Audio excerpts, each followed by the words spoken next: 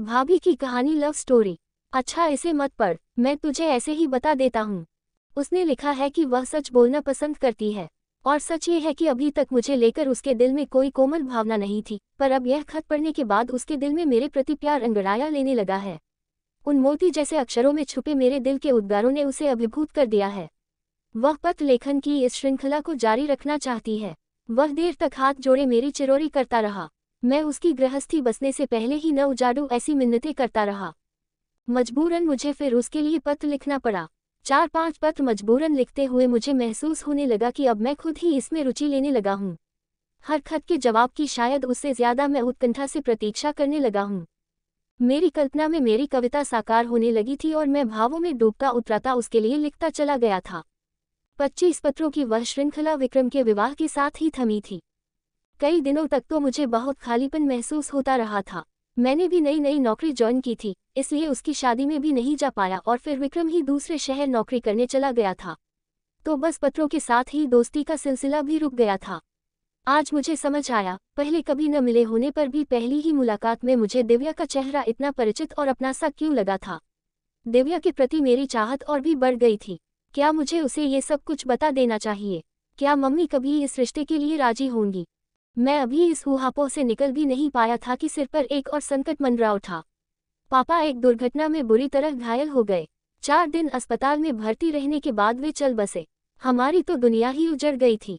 गृहस्थी के रथ को कंधा लगाने का प्रयास करते मेरे कंधों पर पूरे रथ की कमान ही आ पड़ी थी। मम्मी को संभालने के प्रयास में मेरे कंधे स्वतः ही मजबूत होते चले गए और इस प्रक्रिया में कंधे से कंधा मिलाकर मेरा साथ दिया दिव्या ने। जिस अपनेपन, समझदारी और जिम्मेदारी से उसने मुझे और मम्मी को संभाला, हम उसके मुरीद हो गए थे। 15 दिन खत्म होते होते लगभग सभी नाते रिश्तेदार रवाना हो चुके थे। अब दिव्या ने बताया कि उसे क्वार्टर मिले 15 से 20 दिन हो चुके हैं। अब हमें और कष्ट न देकर जाना चाहती है। ये सुनकर मम्मी से रहा न गया, वे उससे वहीं रुक जाने की मिन्नतें करने लगी। मैं भी कातर नजरों से उसे ही ताक रहा था। दिव्या को पिघलना पड़ा। वह कुछ दिन और रुकने को तैयार हो गई। वक्त के साथ वैधव्य को लेकर मम्मी की धारणा बदलती चली गई। दिव्या हर वक्त चट्टान की तरह उनके साथ बनी रहकर उनका मनोबल बनाए रखती। मम्मी का फिर से मुझ पर शादी के लिए दबाव बढ़ने लगा था। हाँ, उनके सुर अवश्य कुछ बदल गए थे। तू जिस लड़की को चाहता है उसी से ब्याह कर ले, पर शीघ्र कर ले। मैं अब ज्यादा दिन तक जिंदा नहीं रह सकूंगी। एक दिन मौका पाकर दिव्या ने भी मेरी क्लास ले ली। तुम शादी के लिए हाँ क्यों नहीं करते? आंटी बेचारी की कब से इच्छा है। ऐसे बिना जाने पहचाने कैसे किसी के साथ जीवन भर के लिए बंधा जा सकता है? मुझे ती विवाह की यह रीत ही समझ नहीं आती। देखने सुनने में जितना अजीब लगता है, असल में वैसा है नहीं। मेरे साथ भी ऐसा ही हुआ था।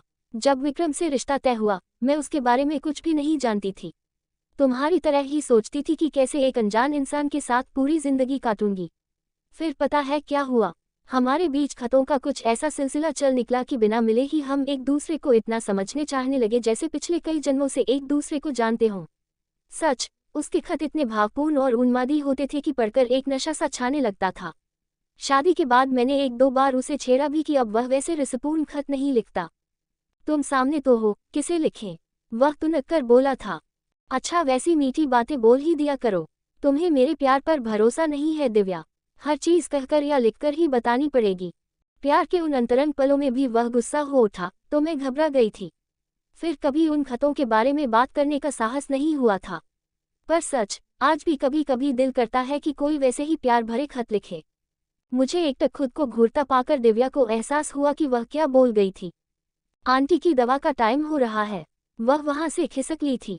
2 दिन बाद ही दिव्या की ऑफिस टेबल पर एक व्यक्तिगत पत्र पड़ा था। पत्र खत्म करते करते उसके पसीने छूटने लगे थे। उसने इधर उधर चोर नजरों से देखा। कमरे में विक्रम का भूत तो नहीं है? पत्र की तारीख चेक की।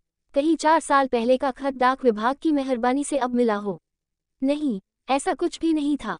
वही प्रेम में पगे मोती जैसी हस्तलिपि में उकेरे अक्षर, मानो उन्हीं प्रेम पत्रों की श्रृंखला की अगली कड़ी हो। मानता हूँ मुझसे गलती हुई, जो सजा देना चाहो दे सकती हो। मैं प्रायश्चित के लिए तैयार हूँ। चाहो तो सारी जिंदगी तुम्हें ऐसे खत लिखने की सजा दे सकती हो। अचानक दिव्या के दिमाग में बिजली सी कौंधी। उसने घड़ी देखी। करण अभी तक घर नहीं आया होगा। उसने तेजी से अपनी फाइलें और पत्र समेटे और टैक्सी लेकर घर की ओर दौड़ पड़ी।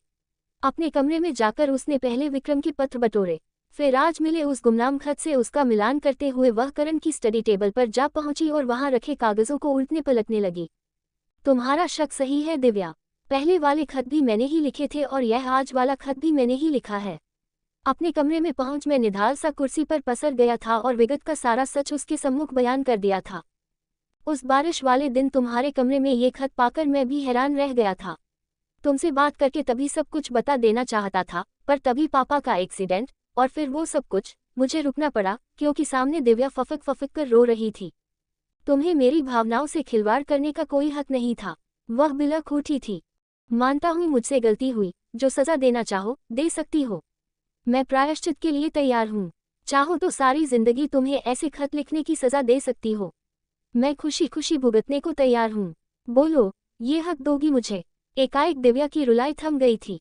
अब उसकी नजरें मानो मेरे चेहरे पर एकटक जम सी गई थी। शायद अब तक पत्रों में उफनता प्यार का समंदर उसे मेरी आंखों में भी लहराता नजर आने लगा था। दिव्या के चेहरे पर उभर रही हया की लाली पल प्रतिपल गुजरती जा रही थी। ऐसे ही वीडियो देखने के लिए हमारे चैनल को लाइक एंड सब्सक्राइब करें। Thanks for watching.